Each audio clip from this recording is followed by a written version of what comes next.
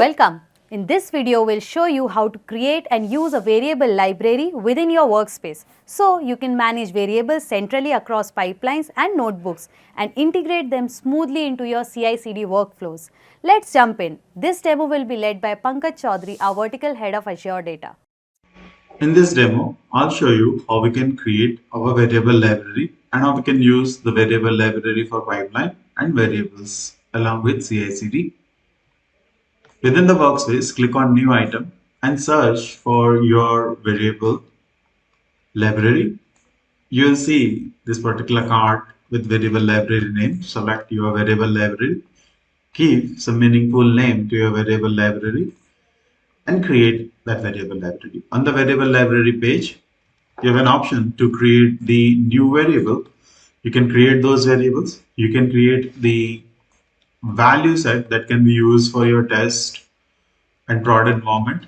So here, if you go and create a variable name, let's say workspace ID, we can select the type of that particular variable, the data type, and we can assign the default value that we can use for the dev environment. We can create another value set and we can give the name as test. And then we can use the different ID for the workspace that we have in the test environment. So we can give the different ID for the workspace. Similarly, we can create another value set for the another stage or the environment, that's the production environment, and you can give the ID of the workspace or warehouse that will be going to use with that particular environment. So here, if I give this particular ID, now I have a 3 different ID. Now within the variable library, you will have a one active set that you'll be going to use, and we'll be going to use this particular variable library, let's say for the dev environment. So here I have a demo where I have created my workspace, a retail workspace, that is my dev environment, and I have a variable library here, I have the pipeline here, and I have a notebook here. So we'll be going to use those variable libraries and their variables within our pipeline and within our notebook. So here we have a variable library where we have created all of those variables that will be going to use within our pipeline or within our notebook.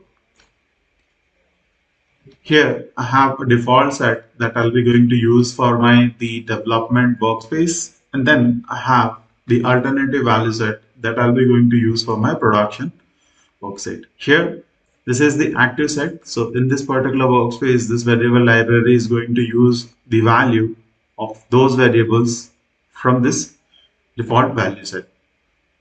Now let's see how we can use within our pipeline. So here I have my pipeline, and within the pipeline, I have a copy activity which is going to copy the data from my SQL DB as a source. So here I have configured my copy activity to use those source connections, and all of those connections will be used from the variable library. Same for the destination, I have used the variable library. So when my state change from dev to test, the source will be changed, data source will be changed, and my lakehouse will be changed where I'm storing that data. And you can set up your variable library from here. When you are in this canvas, you can select your library variables, and when you click on it, you have an options to add your libraries, and then you can select all those variables that you want to use. So here I'm using all of those variables. You can also select the library, and you can have another library for which you have access. You can select all of those connections and you can include here. Now, once you have set up that, and when we execute that, the value of those variables will be used from the variable library and will be going to move the data. Similarly, we can use for the notebook. Here, I'll be ingesting the data from my SQL DB, and here we are using the notebook utils to access our variable library. So my variable library name is var, and I'll be using passing that variable library name. Once I have the variable from this notebook utils, I'll be going to use that particular variable to access those variables that I have created within my variable library. And I can access those variable values like my JDBC URL, my Azure keyword endpoint, and I can use that. I can establish the connections, I can read the data. And if I want to access my workspace, again, here we are using the variable library. So when we are in different environment, we don't have to specify which workspace, which lakehouse will be going to use. It automatically pick from the variable library. So this is my development workspace. If I move on to my production workspace, so here I have the production workspace that I'll be using. And same, here we have the notebook, pipeline, everything is there. Now we can move the resources from one workspace to another workspace. So here, for example, in this workspace, I have configured this particular workspace with my Azure DevOps GitHub repository. So here we have the source control, and you can see that all the items is being synced. So here we have a repository within my Azure DevOps repository, and we can see all of those notebooks, pipeline, variable library, and this is what the library over here. So you can track all of those changes. You can revert back to the previous changes using the GitHub repository that you have. Now here, this workspace is all this data has been synced, and we can use the deployment pipeline to move the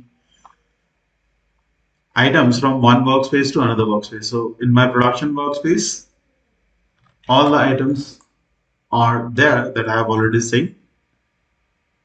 So my variable library pipeline and everything is out there. So if I go back to my production workspace here, we have this variable library. Let's see this particular variable library here.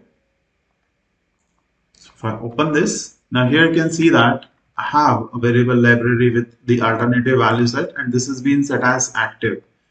And this I'm using in my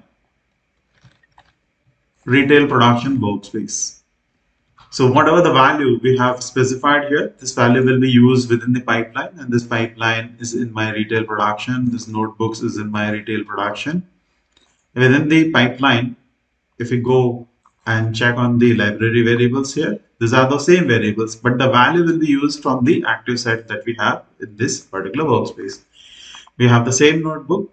It is going to use my now different data source, different JDBC URL that we have specified within the variable library. And this is going to connect to a different source and a different workspace and their lakehouses. So this way we can use the variable library with our notebooks and pipeline and manage those variable libraries with other GitHub repositories and make those particular changes using the deployment pipeline from development to test to production. To wrap up, we have seen how a centralized variable library can make managing data across your workspace much simpler. By using notebook utilities and deployment pipelines together, you can handle different environments and data sources in a more consistent and efficient way. This setup not only reduces complexity but also makes transition between deployment, testing, and production smoother. Thanks for watching the video, and we hope this helps you streamline your workflow. Happy learning! Don't forget to like, share, and subscribe.